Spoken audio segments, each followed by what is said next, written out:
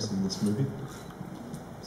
For my character, Ben, he starts off as a hearing character and then becomes deaf after being struck by lightning.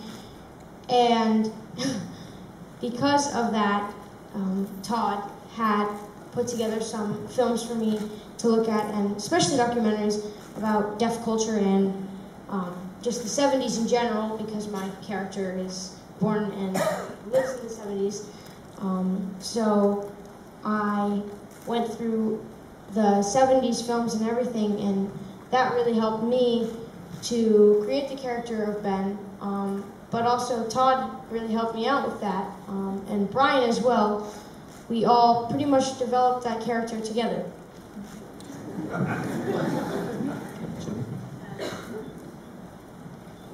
Well, for me, Millie is saying, I had a different experience in Oaks because I am deaf and I have the experience of being deaf. And I already knew sign language, and I know that there are challenges. I understood Rose's challenges, a character who didn't have sign language until she was older, and I could understand her journey. Like whenever I'm in a store or a restaurant, it's not easy to communicate with people who don't sign. It can be a bit frustrating, and it's hard to make them understand what I'm trying to say. So I understood that frustration, and I took those experiences and used them to find Rose and her experience. I could really relate to her experience in that way.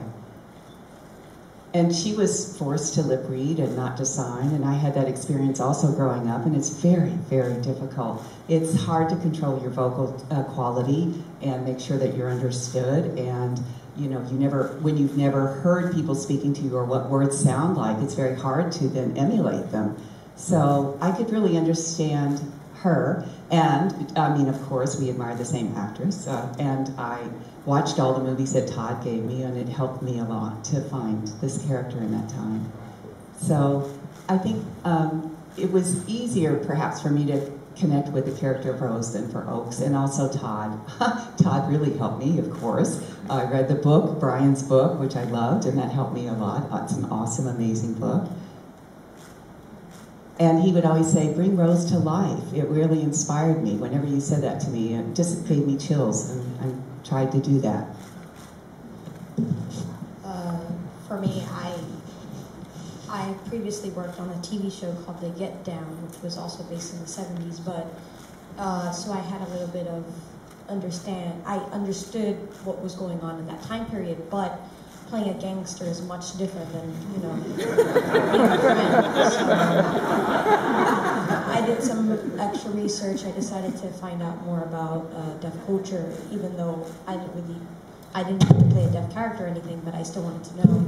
And for me, I've always thought that if you listen to music, for me, I like listening to music because it defines who I am and it makes me special, but not that kind of special.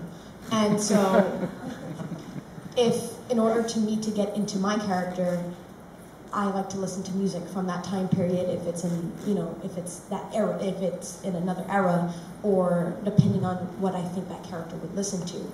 And so, while I was getting my hair and makeup done, I like to listen to a lot of 70s rock, some Moon Age Daydream from David Bowie, and other people like Fleetwood Mac, and Denise Williams Free by Denise Williams would always like kind of click me.